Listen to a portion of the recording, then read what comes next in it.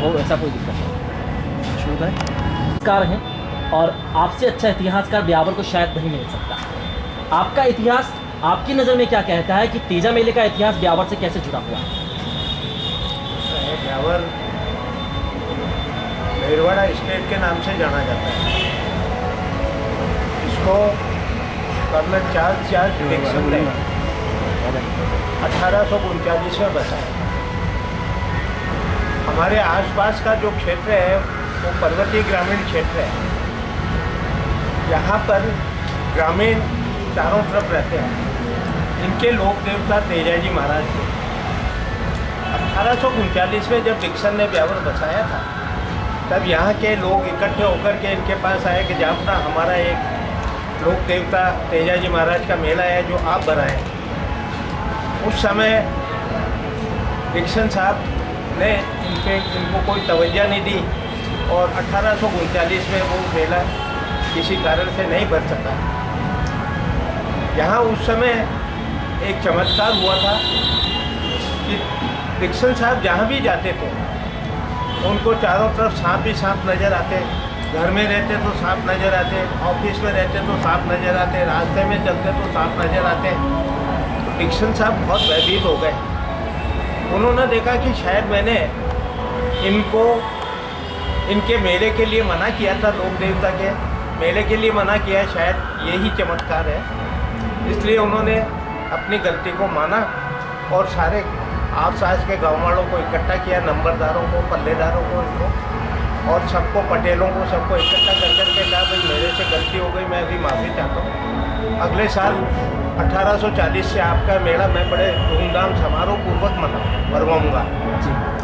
तो ये तेजाजी महाराज का मेला ब्यावर के अंदर सन 1840 से 1856 तक डिक्सन साहब ने खुद ने 17 बार ये मेला बनवाया। उन्हीं की सारी देख रेख के अंदर ये मेला भरा। 1840 में डिक्सन साहब ने यहाँ तेजाजी का मंडप बनवाया और तेजाजी का मंडप बनवा करके विशाल मेला यहाँ आयोजित करवाया। तो जा रहा है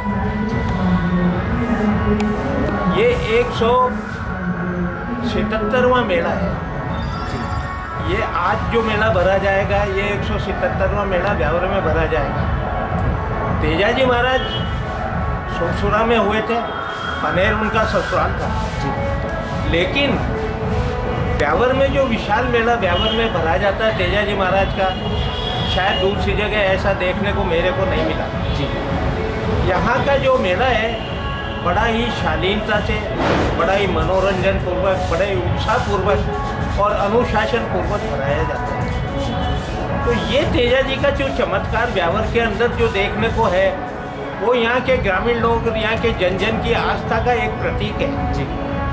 इसीलिए ये मेला इतना भव्य मेला है कि जितने भी यहाँ के जितने हमारे श्रमिक लोग हैं, किसान लोग हैं आसपास के या दूर तक के, दूर दराज तक के, वो इस आस्था को यहाँ अपना नमन करते हैं, झंडा लाते हैं, झंडा चढ़ाते हैं, नाचते गाते और बड़े अपनी परंपरागत पोशाक में आते हैं और बड़े ही उत्साह के साथ यहाँ ये तेजाजी महाराज के थान के ऊपर आकर के ये अपना झंडा चढ़ाते हैं। ये जो तेजा चौक के अंदर मंदिर स्थापित हुआ है, ये मंदिर किसने बनवाया और तेजा चौक में ही इसकी परंपरा क्या कहती है, क्या इतिहास बोलता है? इसका इतिहास ये है कि डिक्सन साहब ने जब ब्यावर बसाया था जी, तो ये जो चांद टेकरी में जो चांद गेट है जी, ये पूरब की दिशा में नाला था जी। लेकिन ये नाला जो है नवारान चौपड़ तक ही सीमित है। उसके बाद में ये मैदान के रूप में आ जाता है। तो ये खुला मैदान था। अब ये जो ब्यावर बसाया गया था ये क्रॉस की आकृति पर बसाया गया था, इसलिए जो सूरजपोल दरवाज़ा बनाया गया था ये बाजार की सीध में न बना करके उसके दाहिनी तरफ की समानांतर गली की सीध में इसलिए बनाया गया था कि जब क्रिसमस को सूली पर चढ़ाया गया था तो उनकी गर्दन दाहिनी तरफ लुढ़क गई थी। इसलिए तो इस थीम के आधार पर जब वहाँ का जो चौगान था वो चौगान होने की वजह से तेजाजी महाराज ने उसी को ही यथेष्ट स्थान समझा और वहीं उन्होंने मंडप बनवाया। मंडप बनवा करके उन्होंने ही ये तेजा मेला आरंभ किया था, जो तेजा मेला आज भी चला आ रहा है परंपरागत रूप से। यहाँ आसपास के जितने भी हैं सारे आसपास के गांव के लोग भव्य अपने देवता को नमन करने के लिए उस दिन आते हैं। तो ये मेला बड़ा भव्य है और इसमें चमत्कार भी है जी। ये भी सुना जाता है वासुदेव जी कि तेजा जी एक बार ब्यावर आए थे, उन्होंने यहाँ पर विश्राम भी किया था, तो क्या इतिहास के पन्ने ऐसा कहते हैं? तेजाजी महाराज, क्योंकि ये जो एरिया है हमारा जी, ये किशनगढ़ के पास में पनेर है, किशनगढ़ के पास में ही सुरसुरा है जी, आगे रूपनगढ़ से आगे जाकर के। अब सवाल ये उठता है कि हमारा जो क्षेत्र था ना मेरवाड़ा, उसका क्षेत्र नरवर लगता था।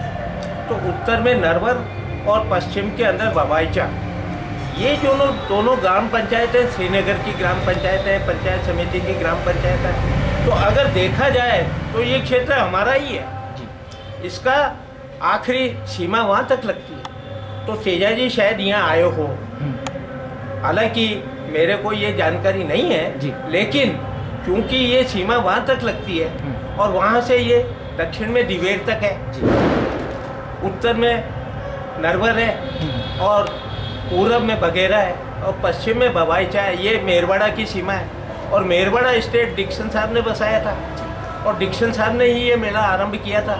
तो ये तो परिधि ठेठ वहाँ तक मेरवाड़ा की है। तेजाजी महाराज जरूर आए होंगे यहाँ और विश्राम भी किया होगा जी। ये भी है कि पहले जब मेला भरा जाता, क्योंकि आप बता रहे हैं कि 1840 से शुरू हुआ, 177वां साल चल रहा है तेजा मेले को मनाते हुए। इन इतने सालों के अंतराल में आपने मुख्य परिवर्तन क्या देखा? जैसा कि आज 3 दिवसीय मेला भराया जाता है, तो क्या पहले से ही ये परंपरा चली आ रही है 3 दिन की, या पहले 1 दिन थी फिर 2 दिन हुई, ये क्या है? ऐसा था कि तेजाजी महाराज बड़े वीर और साहसी थे जी। वो जब अपनी पत्नी को लेने के लिए ससुराल गए जी, तो रास्ते में उनकी पत्नी की एक सहेली थी लाखा गुजरी जी, उनकी गायों को जो है चोर लोग, डाकू लोग लूट करके ले गए थे उठा करके। तो बड़ी दीनहीन भाव से उसने कहा कि मेरी गायों को आप लाके दो छुड़ा करके। तो तेजाजी महाराज जो है ससुराल तो गए नहीं और वो डाकुओं से लड़ने के लिए चले गए। डाकुओं से जो लड़ करके उनकी गायों को छुड़ा करके लाखा गुजरी को ला करके दी। लेकिन इस बीच में एक घटना घटित हो गई जी। बीच के अंदर एक सांप मिला बम्बी पर, उसने कहा मैं आपको डसूंगा। तेजाजी जो है वादे के पक्के थे, उन्होंने कहा भाई ऐसा है, मैं प्रण का बंधा हुआ हूँ, मेरा एक प्रण है वो पूरा कर लूँ, उसके बाद मैं आपके पास आऊँगा। तो उन्होंने जब वो गाय छुड़ा करके अपनी पत्नी की सहेलियों को संभला दी, तो वह बचनों से बंधे हुए थे, इसलिए वापस सांप की बम्बी पर गए। तो सांप ने कहा कि मैं आपको कहाँ डसूँ, आपके तो सारे शरीर में घाव है, कहाँ डसूँ, आपका शरीर कहीं भी जो है स्वस्थ नहीं है। तब उन्होंने कहा कि ऐसा है कि मेरी जीभ सलामत है जी, आप मेरी जो ये घोड़ी है लीलन, इससे बिलोना डाल करके और आप मेरी जीभ को डस लो जी। उनकी जीभ को डस लिया। नागराज ने पहले तो मना किया, लेकिन वो माने नहीं कि नहीं, तब उन्होंने डस लिया। अब वो जो पेमल थी उनकी पत्नी, वो बड़ी पतिव्रता थी जी। अब वो पेमल को जब मालूम पड़ा तो वो वहाँ स्थान पर आई और विलाप करने लगी जी। तो नागराज डरे, भयभीत हुए कि अब मेरे तो काल आ गया, अभी ये पतिव्रता अगर श्राप दे देगी तो मैं तो गया। तब उसने हाथ जोड़ करके विनती की कि मैंने मना किया था, नहीं माने, मेरा कोई कसूर नहीं है, आप मुझे जो श्राप मत दें। तब पेमल पतिव्रता थी, इसलिए वो भी जो है अपने पति के साथ ही जो है सती हो गई जी। सती होते समय उसने एक सारे जनता जनार्दन को एक आह्वान किया था कि आप भाद्रपद 10वीं के पहले 9वीं की रात को जागरण जरूर करते जी। तो ये जागरण भाद्रपद 9वीं को शुरू से ही चला आ रहा है और बड़ा ही समारोह पूर्वक जागरण होता है जी। उसके अंदर जो भी भाग लेते हैं वो अपने आप को बड़े अहोभागी भाग्यशाली समझते हैं। तो ये भाद्रपद नम से जागरण से ये मेला चालू होता है, जो बराबर लगातार चला आ रहा है। और 10वीं को जो है उसकी जोत लगती है, और 11वीं जब 11स आती है उस दिन जलजूलनी 11स होती है। तो जलजूलनी 11स के दिन भी जो है ये मेला बराबर लगातार रहता है। तो ये मेला 3 दिन से लगातार ही चल रहा है। 177वां मेला भी 3 दिन तक लगातार ही चलेगा। अब सवाल ये है कि इस मेले की पहले सीमा लिमिट जी, जहाँ तक मैंने भी देखा इसको जी, तो ये 80 तक तो 75-80 तक तो ये मेला खाली तेजा जी के चौक तक ही सीमित था जी। तो वो झूले वूले जो ये डोलर झूले वगैरह आते थे, ये भी आसपास में चक्री झूले भी वहीं लगते थे। और ये मिट्टी के बर्तन बेचने वाले व्यापारी आते थे, वो भी अपनी दुकानें वहीं लगाते थे। जो कागज़ के खिलौने बनाने वाले बेचने वाले आते थे, वो भी अपनी दुकानें वहीं लगाते थे। तो ये मेला वहाँ तक ही सीमित था सन 75 तक, 70-75 तक तो। लेकिन 70-75 के बाद में ये मेला सूरजपोल दरवाजे बाहर गया जी। सूरजपोल दरवाजे बाहर भी कहाँ तक गया कि ये जो मेला और चक्री वाले थे ये बाहर की तरफ गए। बाकी दुकानें सारी जो है यही तेजा जी के चौक में ही लगती थी। और जितने भी ये जो आपके जो ये जो खेल दिखाने वाले सर्कस वाले और हैं, ये भी वहीं बाहर चले गए। ये सिलसिला 1990 तक रहा। लेकिन उसके बाद में इन्होंने ये सुभाष उद्यान में प्रवेश कर गए जी। सुभाष उद्यान पहले खाली शेर का था, वहाँ 10,000 पेड़ थे और खाली विश्राम के लिए और खाली आराम के लिए, शांति के लिए ही वो जंतु वाले भी बनाया गया बना हुआ था। लेकिन क्योंकि क्या हुआ कि वहाँ कुछ पेड़ काट दिए गए और पार्क बना दिए गए, तो इसमें प्रवेश कर दिया। तो वहाँ क्या हुआ कि जो राठी पवेलियन बना सन 60 के अंदर यहाँ, तो राठी पवेलियन पर ये रंगारंग कार्यक्रम करना चालू कर दिया इन्होंने जी। और झूले जो है वहीं कहीं आसपास में जो जगह थी वहाँ झूले बगीचे के अंदर लगाने चालू कर दिए। बाद में इन्होंने देखा कि ये तो माकूल जगह है, तो धीरे धीरे क्या है कि बाकी के भी पेड़ साफ करते गए और जगह पार्कों की बनाते गए। और ये मेला जो है भव्य रूप से इस बगीचे में आयोजित होने लग गया। तो ये मेला तो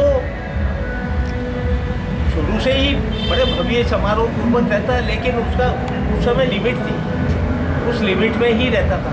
और बाहर के जो ग्रामीण आते थे चारों तरफ शहर के अंदर, चारों दरवाजे के बाहर जो है आराम से घूमते फिरते रहते थे, रात को ठहरते थे, उनको कोई दिक्कत नहीं होती थी।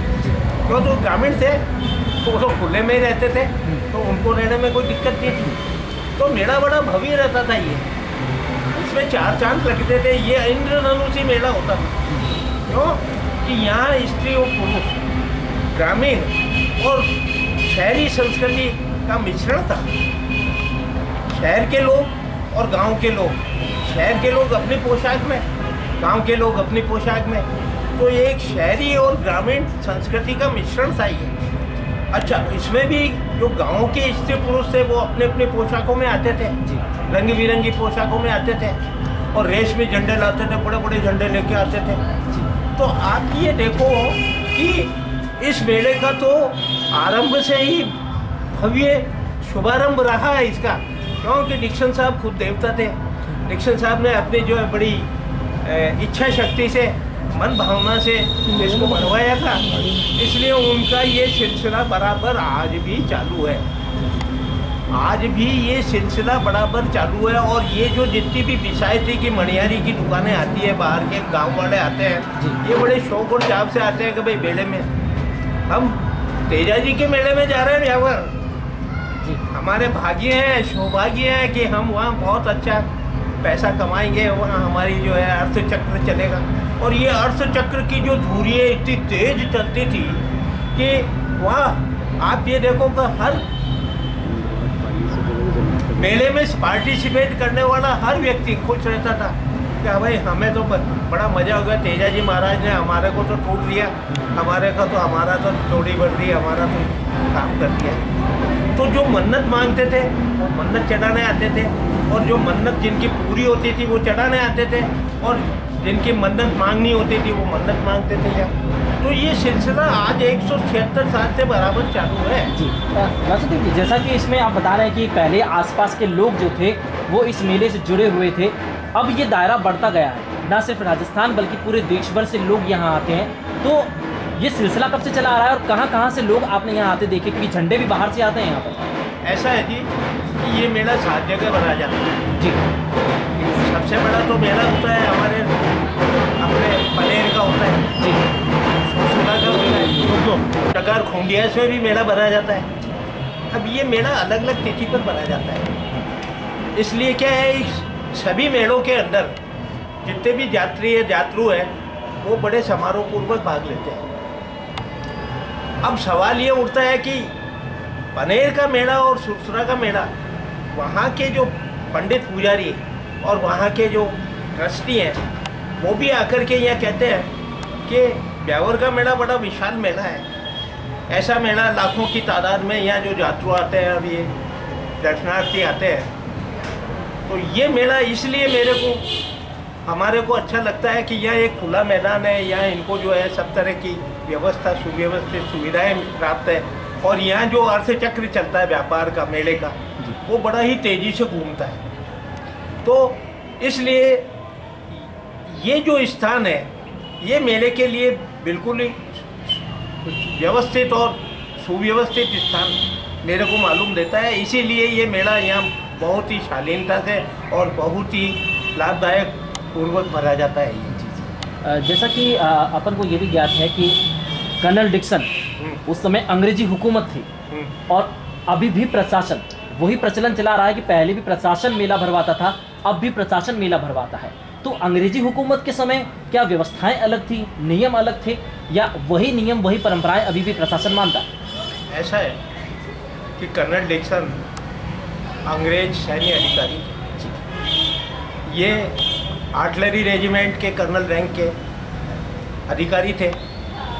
1823 में जब यहाँ इन्होंने यहाँ की मेल जाति से लड़ाई लड़ी तो कर्नल डिक्सन भी उस लड़ाई में अपनी तरफ से थे।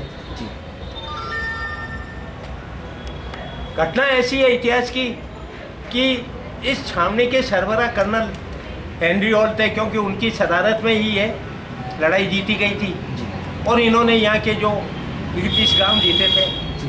तो इन्होंने एक नई केंद्रीय छावनी बनाई मारवाड़ और मेवाड़ के ऊपर नज़र रखने के लिए। लेकिन एक घटना ऐसी हुई कि अथून खान जो बोरवा के खान थे उनको इन्होंने क्रिमिनल माना था। तो एक दफ़े वो हाजिरी भराने यहाँ नहीं आए तो कर्नल फौज लेकर के उनके किले पर पहुँच गए। अथून खान ने किले से देखा कि कर्नल फौज लेके आ गया है, उन्होंने किले से फायर किया। हेनरी हॉल के बाएं टांग में गोली लगी, वो हैंडीकैप हो गए। तो हेनरी हॉल ने ईस्ट इंडिया कंपनी को अपना इस्तीफा लिख करके दे दिया। ये घटना 1835 मार्च की। जब वो चले गए तो ये हमारे colonel Charles George Dixon Ajmer की मैगजीन के प्रभारी अधिकारी थे 14 साल के जी। और ईस्ट इंडिया कंपनी ने कर्नल चार्ल्स जॉर्ज डिक्सन को ब्यावर का पॉलिटिकल एजेंट, ब्यावर छावनी का पॉलिटिकल एजेंट मई सन 1835 में नियुक्त किया। अच्छा। अब डिक्सन यहाँ आए तो उनने थोड़ी उनकी फिजा बदली। उन्होंने कहा कि इन लोगों को हम तोप और गोली से, बंदूक की गोली से नहीं जीत सकते, इनके दिलों पर राज करेंगे, इनके दिलों को जीत करके। तो उनकी फिजा बदली। तो ये आए, यहाँ आकर के यहाँ के जो लोग थे, ये जो हमारा बिचड़ली गांव था जी, जहाँ ये गुजरों के 30, 40, 50, 60 घर थे, यहाँ इसके पास में ही इनसे जुड़ा हुआ जो है ये शाहपुरा भी गांव था जी। और ये एक हमारी ये तलाई थी जिसे बिचड़ली तलाई कहते थे गांव वालों की। और ये जो भैरव जी का खेजड़ा है यहाँ उनके शमशान थे। तो उन्होंने इनके सामने प्रस्ताव रखा कि आप जो है मुख्य धारा से जुड़ो। है आपने तो हमके लोगों को मारा है, हम आपसे कैसे एतबार करें? कि आप कैसे एतबार करोगे? नहीं, हमारे साथ एक खून का रिश्ता कायम करो तो हम आप पे विश्वास करें, क्योंकि यहाँ की जवान उर्दू जवान थी जी। तो उर्दू जवान होने की वजह से उन्होंने क्या कहा, एतबार करो। तो आप हमारे साथ खून का रिश्ता कायम करो। तो उन्होंने कहा मैं तैयार हूँ, अगर आप मुख्य धारा से जुड़ना चाहते हो तो मैं ये कुर्बानी भी देने के लिए तैयार हूँ। तब बलाड़ के छोटू का पठान थे, उनकी लड़की थी चांद बीबी, उनकी लड़की थी चांद बीबी जी। तो चांद बीबी से उन्होंने निकाह किया। अब उनका हृदय परिवर्तन हो गया था डिक्सन साहब का। उन्होंने कहा कि नहीं, मैं अब ये छावनी वगैरह फौजी छावनी नहीं रखूंगा, यहाँ नागरिक बस्ती बसाऊंगा मैं तो सिविल कॉलोनी जी, और इनको मुख्य धारा से जोड़ूंगा। तब इन्होंने 10 जुलाई सन 1835 में राजपूताना गजेटियर में एक नोटिफिकेशन जारी किया जी कि आप लोग आइए, यहाँ आकर के बचिए, हम आपके जान माल की रक्षा करेंगे और हम आगे 10-15 साल तक आपको निःशुल्क व्यापार की सारी सुविधाएं प्रदान करेंगे। तब 1955 परिवारों ने ब्यावर में आकर के बसने की रजामंदी लिखित में कर्नल डिक्सन को दी सन 1835 में। तब कर्नल डिक्सन ने कहा कि भाई ठीक है, इन्होंने दे दिया, ये तो अरावली की मध्य अरावली श्रृंखला है और यहाँ तो पहाड़ियाँ हैं, चारों तरफ जंगल है, इसके बीच में मैं ये शहर बसाऊंगा, ये नागरिक बस्ती बसाऊंगा, ये मेरी जिम्मेदारी पे बसाऊंगा। तब कर्नल डिक्सन ने अगले 100 साल की एक कार्य योजना बनाई और वो कार्य योजना बना करके उसको अमली जामा पहनाया, व्यवहारिक रूप दिया उसको। तो क्या किया उन्होंने, सबसे पहले तो किलेबंदी की। अब स्थान चुना कि भाई उत्तर के अंदर ये हमारा राष्ट्रीय राजमार्ग नंबर 8 है, अब इसके उत्तर के अंदर छावनी थी। उन्होंने कहा कि मेरा जो शहर है मैं दक्षिण की तरफ बसाऊंगा, इस मार्ग के दक्षिण की तरफ बसाऊंगा, लेकिन ये उत्तर के अंदर जो दक्षिण के अंदर ऊंचा था, टेकरी थी और नीचे ढलान था। तो ये पठार जो ढलवा पठार था जो उत्तर की तरफ ढलान में था। तब उन्होंने अपने फौजियों को लगा करके पहले लंबा चौड़ा मैदान करवाया, उबड़ खाबड़ जमीन को तुड़वा करके उनके खड्डे वड्डे भरवा करके मैदान साफ करवाया। उन्होंने कहा ठीक है। फिर केकड़ी से शिवलाल जी श्रीलाल जी महाराज को लेके आए, गुरुदेव मैं एक नया शहर बसाने जा रहा हूँ, आप मेरे शहर की सनातन विधि से पूजन करवा करके आधारशिला रखवाइए कि जहाँ अपना ठीक हूँ, मैं तैयार हूँ, चलो। आए, उन्होंने कहा कि साहब ये जो है आप यहाँ कहाँ ये शहर बसाने जा रहे हो, ये तो खुला मैदान तो है नहीं, ये तो पठार है, या कैसे शहर, ये नाड़ा है। कि नहीं, मेरी छावनी और ये दोनों गाँव को जोड़ता हुआ शहर बसाऊँगा मैं, तो छावनी और शहर दोनों बस जोड़ूंगा ताकि छावनी में भी सिविल कॉलोनी रहेगी। अब वो फौजी नहीं रहेगी, अब तो छावनी में भी सिविल कॉलोनी रहेगी। तब उन्होंने कहा ठीक है। तो उन्होंने कहा कि जो धार्मिक चिन्ह है, किस धार्मिक चिन्ह पर इसको बसाया जाए, गुरुदेव बताओ। तो गुरुदेव ने कहा कि यहाँ अपना क्या बताएं आपको, यहाँ देखो सनातन धर्म का जो धार्मिक चिन्ह है स्वस्तिक होता है, वो होती है, कलश होती है, और आपके क्या ये ओम का चिन्ह होता है, ये तो माकूल नहीं है। यहाँ आपके धर्म का एक क्रॉस का चिन्ह जो है यहाँ लागू हो सकता है, तो चलो इसी पे तैयार हूँ मैं। तब उन्होंने कहा कि भाई ठीक है, इस क्रॉस के चिन्ह पर मैं इसको बताऊँगा। अब शहर में प्रवेश करने के लिए एक द्वार होना चाहिए, जो प्रवेश द्वार शहर का कहलाएगा जी। तो उन्होंने कहा इधर छावनी उत्तर में और अजमेरी गेट के बाहर ये जो अभी ये जो तहसील है, यहाँ सेंट्रल जेल थी, राजपूताना की सबसे बड़ी सेंट्रल जेल थी, जहाँ बाहर के खूंखार कैदियों को रखते थे, 40 कोठड़ियाँ थी जी। तो उन्होंने कहा कि अजमेरी दरवाजे बाहर जो सेंट्रल जेल है, यहाँ से मैं शहर को शुरू करता हूँ, प्रवेश द्वार को, ये इधर दक्षिण के अंदर मेरा शहर बसाऊँगा। तो इन्होंने अजमेरी गेट को प्रवेश द्वार बनाया। जिस प्रकार हमारा घर बनाते हैं तो ड्योढ़ी बनाते हैं, ड्योढ़ी बनाते हैं और उसके दोनों तरफ पोखे बनाते हैं, मेहराव बनाते हैं, कबूतरी बनाते हैं, झरोके बनाते हैं, टोडे लगाते हैं सब जी। तो इन्होंने कहा कि भाई प्रवेश द्वार है ये तो शहर का, यहाँ तो मैं इसको जो है फोड़ बढ़ाऊँगा, गोखे लगाऊंगा और इसमें मेहराब बनाऊंगा, तो ये प्रवेश द्वार होगा। और इस प्रवेश द्वार के गुरुदेव ने कहा कि प्रवेश द्वार के दाहिनी तरफ के गोखे के नीचे मैं आपके यहाँ आधारशिला रखूंगा पूजन करके जी। तब 1 फरवरी सन 1836 की प्रातःकाल 7 बजे गुरुदेव ने पूजन करवा करके नया नगर की, नया शहर की आधारशिला रखवाई कर्नल डिक्सन के हाथ से। जी जी, तब से ये शहर स्थापित हुआ और आज तक चला आ रहा है और कई बदलाव इसने देखे हैं। मैं आपसे पुनः वहाँ पर आपके इतिहास की ओर ले जाना चाहता हूँ कि आप जैसा बता रहे हैं कि 1836 स्थापित हुआ, 1840 में तेजा मेला भरा जाने लगा और उसके बाद में हम अगर आज़ादी का इतिहास जानते हैं तो 1947 में हमारा भारत आज़ाद हुआ।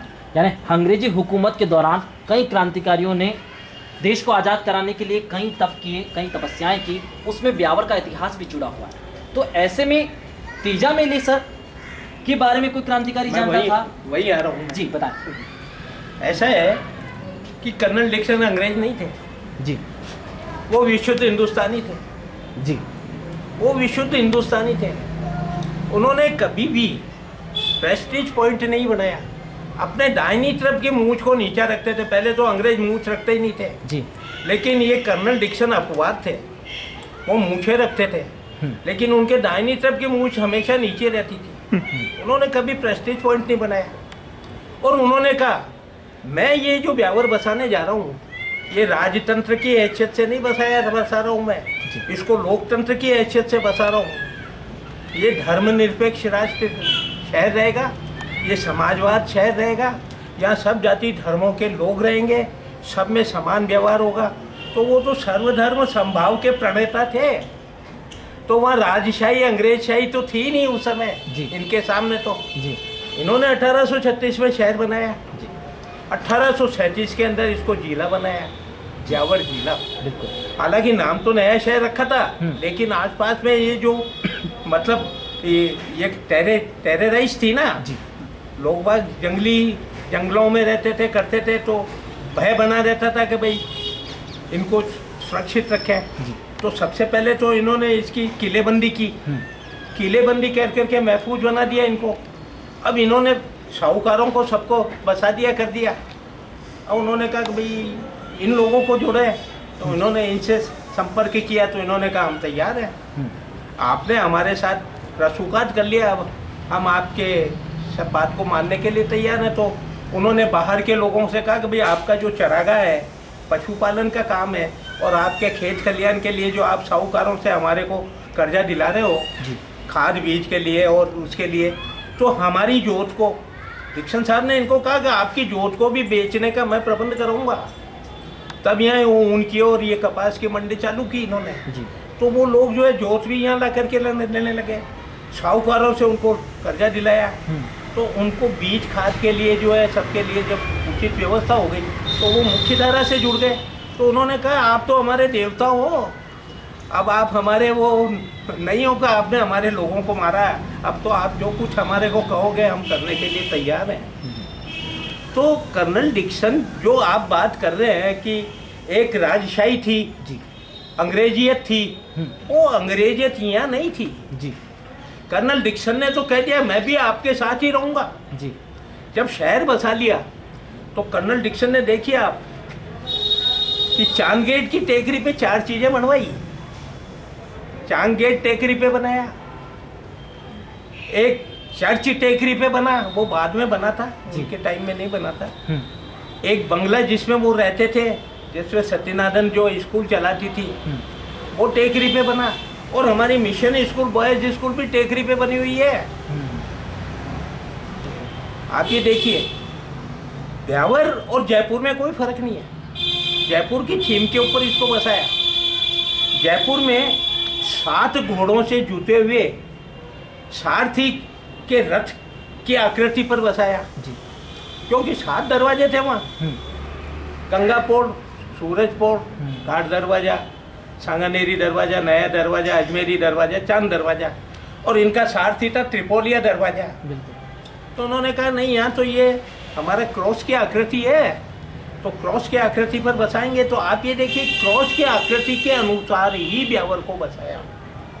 सबसे छोटी पट्टी पूरब की तरफ है सूरजपोल दरवाज़ा बनाया, लेकिन सूरजपोल दरवाज़ा जो क्रॉस का जो केंद्र बिंदु है उसको केंद्र बिंदु हमारा केंद्र चौपाटी बनाई, जिसको हम डिक्सन छतरी भी बोलते हैं बाद में।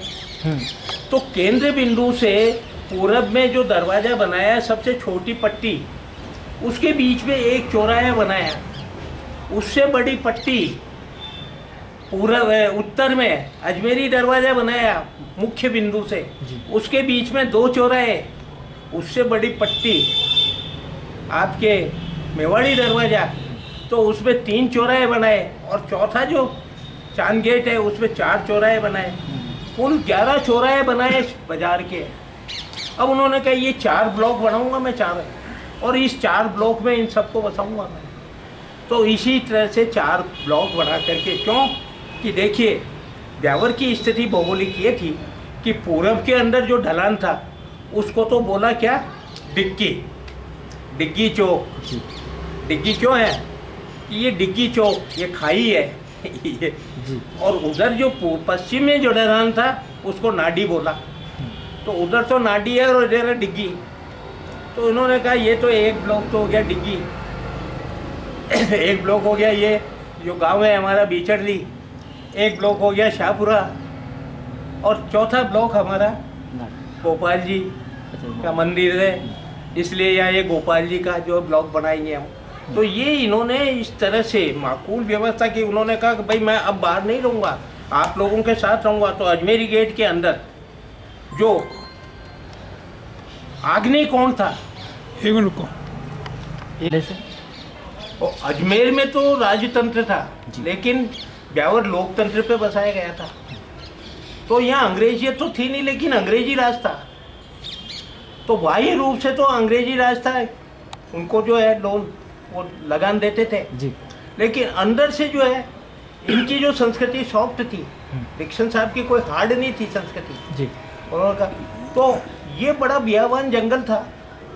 अब इन्होंने कहा कि यार ये मेवाड़ है और ये मारवाड़ है, और ये ब्यावर इससे जुड़ा हुआ है। क्रांतिकारियों ने देखा, 1805 की बात है, 1905 की, ये 1908 की बात है। हमारे बंगाल के वो महर्षि थे अरविंद घोष, वो ब्यावर पधारे। तो उनके साथ एक 20 साल का एक नौजवान भी था, उसका नाम था द्विजेंद्रनाथ नाग। तो वो यहाँ जो है राठी जी के मेहमान बने, फिर बाद में ठाकुर गोपाल सिंह जी खरवा के मेहमान बने। तो उन्होंने यहाँ की स्थिति देखी, शामगढ़ का किला देखा, यहाँ की हालत देखी। तो उन्होंने रास बिहारी बोस को कहा कि यार यहाँ तो जो है क्रांतिकारियों को प्रशिक्षण देने के लिए बहुत माकूल जगह है। या अगर इनको क्रांतिकारियों को, भारत के सारे क्रांतिकारियों को अगर प्रशिक्षण दिया जाए, निर्देशन दिया जाए, तो बहुत अच्छी बात है, तुम आ जाओ देख लो। तो रास बिहारी बोस आए, उनको पसंद आ गया मामला। तो उन्होंने कहा ये भैया हम प्रशिक्षण यहाँ देंगे क्रांतिकारियों को। तो ठाकुर गोपाल सिंह जी खरवा ने यहाँ शामगढ़ के अंदर, किले के अंदर ये व्यवस्था कर रखी थी। हिंदुस्तान सोशलिस्ट रिवोल्यूशनरी आर्मी 1913 के अंदर उन्होंने यहाँ स्थापित कर दी थी। तो उन्होंने कहा ठीक है आप। तो वो जो क्रांतिकारी आते थे, उत्तरी भारत के आते, उत्तर भारत के आते थे, मध्य भारत के आते थे, बम्बई प्रांत के आते थे, पंजाब प्रांत के आते थे, बंगाल प्रांत के आते थे, सारे क्रांतिकारी प्रशिक्षण लेने यहाँ आते थे जी। यहाँ उनको क्या फ़ायदा हुआ कि प्रशिक्षण 4 दीवारी के बाहर लेते थे। वो तो इनकी जगह नहीं थी। जैसे शामगढ़ का किला चिरंजीलाल भगत की बगीची, चांद दरवाजे बाहर जो आज शांति टावर कहलाता है, उनके जो नीचे जो आप देख रहे हो वो सारे नीचे तहखाने इनके किताबी ज्ञान के लिए थे और व्यावहारिक ज्ञान के लिए वहाँ थे। तो ये जो क्रांतिकारी को जब ये सरकारी ये अंग्रेजी सिपाही पकड़ने के लिए जाते थे, तो वो उनकी सीमा में चले जाते थे, मेवाड़ की सीमा में, मारवाड़ की सीमा में, वहाँ वो उनको पकड़ नहीं सकते थे, उनके नियम कायदे लागू होते थे। तो वो उनको महफूज जगह मिली यहाँ इनको, तो इसीलिए क्रांतिकारी यहाँ आने लगे। लेकिन हमारे इसका एक उदाहरण है कि अर्जुन लाल जी सेठी, जिनका आज जन्मदिन है, 137वीं जयंती है आज ही के दिन, सन 9 सितंबर सन 1880 को जयपुर में उनका जन्म हुआ था। तो वो क्रांतिकारी भारत की राष्ट्रीयता के जनक थे और लोकमान्य बाल गंगाधर तिलक और मोहनदास करमचंद गांधी के सेतु थे, मध्यस्थ थे बीच की कड़ी। क्यों कि बाल गंगाधर तिलक तो गरम दल के थे और मोहनदास गांधी नरम दल के थे। तो इन नरम दल और गरम दल के दोनों जो नेता थे उनके बीच की कड़ी थे और ये दोनों इनका सम्मान भी करते थे, अर्जुन लाल जी सेठी का।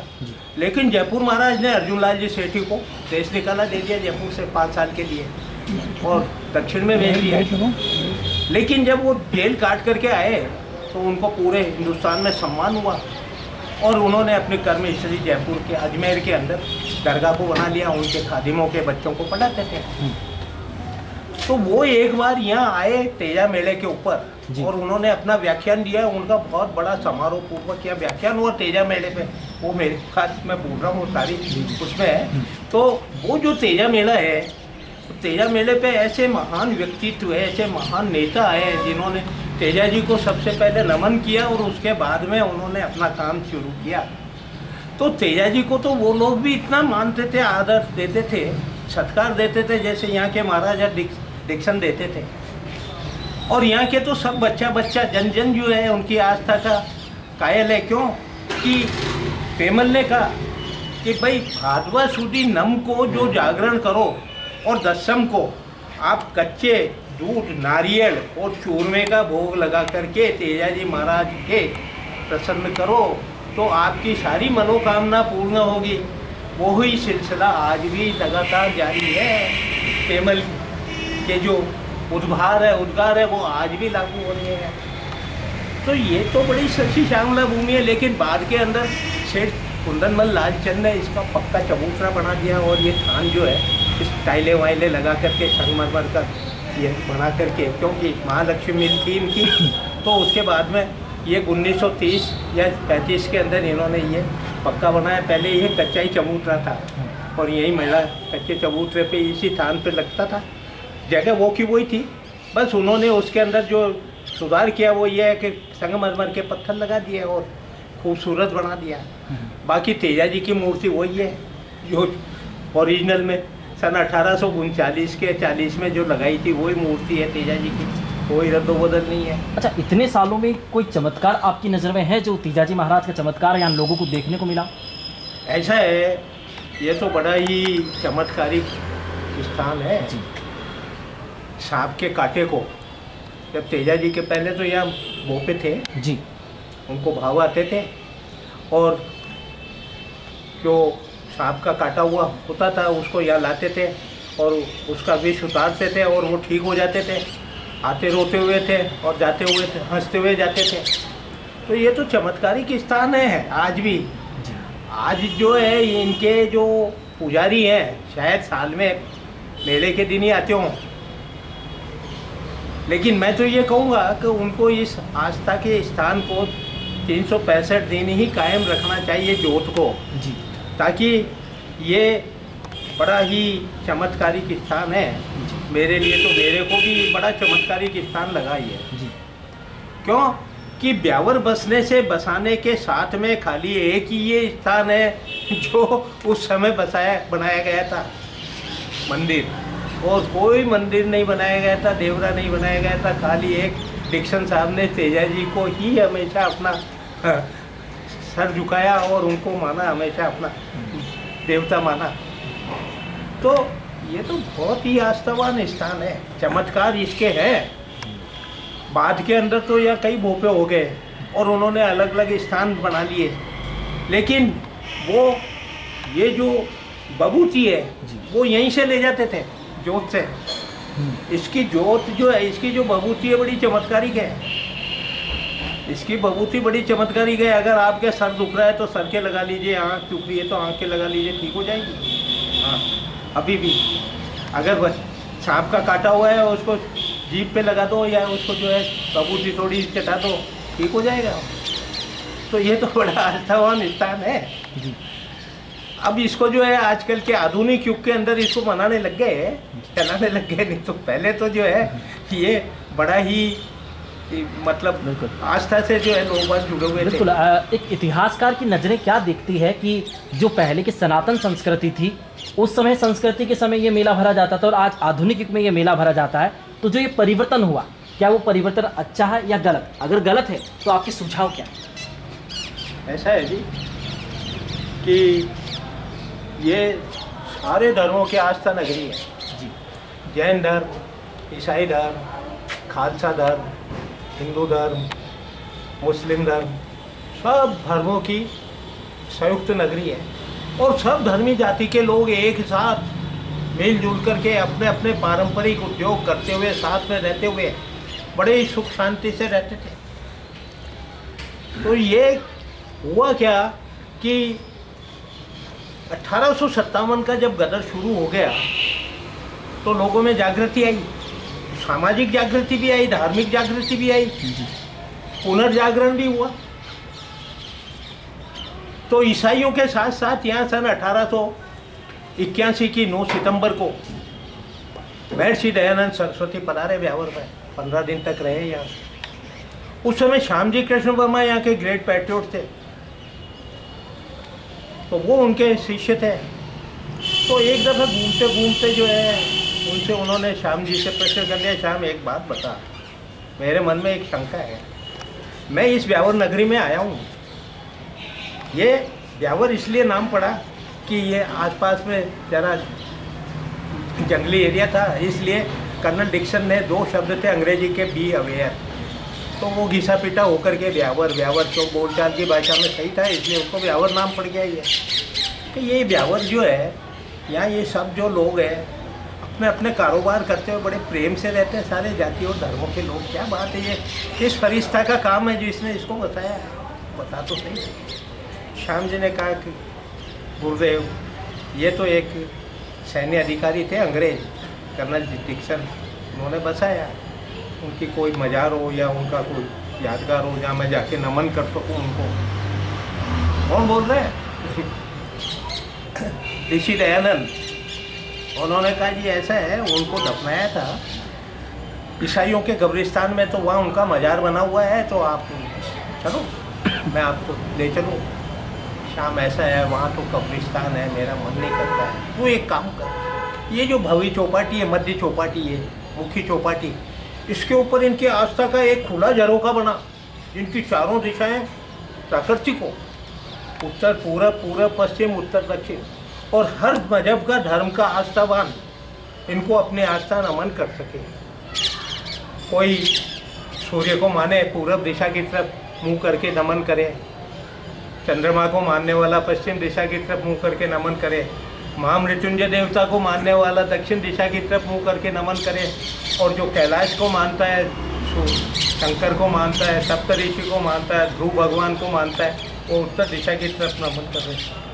तो 1886 में यहाँ एक निर्माण समिति के तहत एक भव्य आस्था का खुला झरोखा संगमरमर का बनाया और उसे लोकार्पित किया।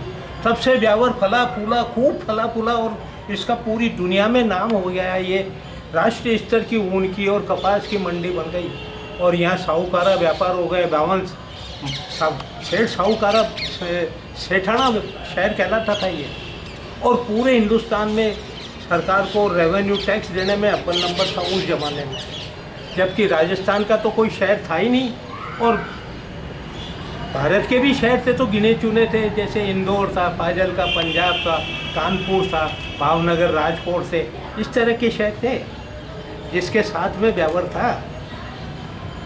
लेकिन दुर्भाग्य है कि हमारे जो डिक्सन के देवरे को हटा दिया, तब से हमारी उल्टी गिनती चालू हो गई और हमारा ब्यावर वीरान हो गया। जो आबाद था वो ब्यावर बर्बाद हो गया, क्योंकि ये डिक्सन का देवरा था। हर ब्यावर का जो दुकानदार था सवेरे अपनी दुकान खोलने के लिए जाता प्रतिष्ठान, तो सबसे पहले डिक्सन छतरी पे, चबूतरी पे चाबी रख के नमन कर करके और चाबी उठा करके जाके दुकान खोलते थे। ये 100 साल तक परंपरा कायम रही है, 1972 तक। लेकिन 1972 में जब इसको गिरा दिया गया तो जहाँ हम धोख लगाते थे, हमारा सर झुकता था, वहाँ हमारे पाँव पड़ने लग गए, जानवरों के पाँव पड़ने लग गए, गंदगी रहने लग गई। तो ये जो हमारा जो संक्रमण है वो वहाँ स्थापित हो गया, और हम आज उसी की वजह से आज हम इस हालात के अंदर हैं। अगर आज भी वही देवता की इज्जत की जाए, पूजा की जाए, तो ब्यावर फिर वापस दुनिया के अंदर पहले नंबर पे आकर के खड़ा हो सकता है, ये मेरी मान्यता और विश्वास है। क्योंकि जहाँ देश दो देवदोष हो गया, वहाँ कोई फलीभूत नहीं हो सकता।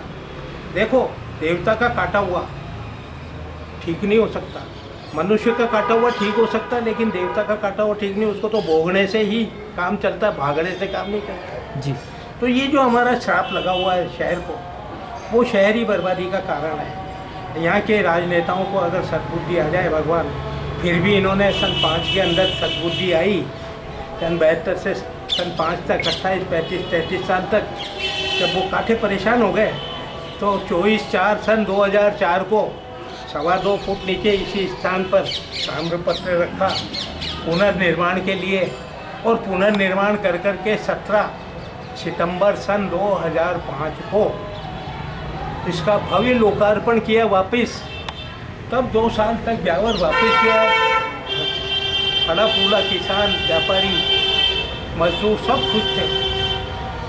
लेकिन फिर 13 जनवरी सन 2007 की रात को यहाँ बिना प्राण प्रतिष्ठा के चोरी छुप के मध्य रात्रि को जो मूर्ति लगा दी, उससे 2 दोष पैदा हो गए। पहले तो खाली एक देवता का ही था, एक देवी का दोष और पैदा हो गया। तो ये एक देवी की और एक देवता की, जो उन दोनों का अपमान हो रहा है, यही हमारी इसके लिए हमारा ये है। लेकिन फिर भी हर आस्थावान जो इस मेले में आएगा वो वहाँ भी रोक लगाएगा। पहले वहाँ रोक लगाएगा, फिर तेजा जी के जाएगा, क्योंकि रास्ता यही है चांद गेट से जी, तेजा जी के थान का। तो तेजा जी का थान तो भव्य और प्रसिद्ध रहा है शुरू से, आरंभ से, क्योंकि डिक्सन का बनाया हुआ था ये, और वो डिक्सन का बनाया हुआ देवरा एक ही है, बाकी डिक्सन ने कुछ नहीं बनाया। ये आपके चर्चवर्थ डिक्सन ने नहीं बनाई। उनके तो 25 जून 1857 को उनका निधन हो गया था। ये तो बाद में 3 मार्च सन 1860 में बनी, ईसाइयों ने बनाई।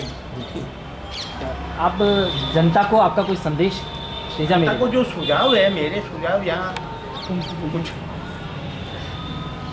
बड़े उपयोगी हो सकते हैं जी। ऐसा है कि उस जमाने में तो जनसंख्या भी कम थी जी। इस समय ब्यावर की जनसंख्या कम से कम 3 लाख है जी, और आसपास के गांवों की जनसंख्या 6-7 लाख है। 300-400 गांव आसपास के लगते हैं यहाँ, और वो सारे यहाँ इस मेले में आते हैं। तो इसकी व्यवस्था जो है बड़ी माकूल होनी चाहिए, पानी के लिए, उनके ठहरने के लिए, उनके आने जाने के लिए, यातायात के लिए, और यहाँ के उनके मेले के अंदर जो है आराम से मेले में घूम सके, तेजा जी के महाराज के यहाँ धूप लगा सके। ऐसी माकूल व्यवस्था यहाँ होनी चाहिए, क्योंकि हमारा ये जो तेजा जी का थान है ये शहर के बीच में है और आसपास में कई जगह नहीं है जी। तो ये अब 2-3 जगह चरणों में इसको विस्तारित किया जाना चाहिए। मेरा कहने का तात्पर्य ये है कि विजयनगर रोड पर, मसूदा रोड पर, तो हमारे यहाँ जो चारों तरफ 8-10 जो रोड हैं, इन रोड के ऊपर इनकी व्यवस्था होनी चाहिए अलग अलग। जैसे हमारे डूंगरी का रास्ता है, जैसे मसूदा का रास्ता है, विजयनगर का रास्ता है, ये पदावतों का नोरा और बंसी भवन और ये खीमसरा का जो ये टावर है, इसी नोरे में रहते थे। जनता के बीच में ही रहते थे, इसलिए जनता के दुख दर्द में 24 घंटे काम करते थे वो। तो हमारा ये जो मेला है बड़ा आस्था का मेला है। आपके अजमेरी दरवाजे बाहर, चांद दरवाजे बाहर, सूरजपुर दरवाजे बाहर, मेवाड़ी दरवाजे बाहर, चारों तरफ ये जो बाहर से आने वाली जनता है उनके ठहरने की समुचित व्यवस्था करनी चाहिए प्रशासन को, और इसको अच्छी तरह भव्य रूप से इसको भरवाना चाहिए, यही मेरा कहना है।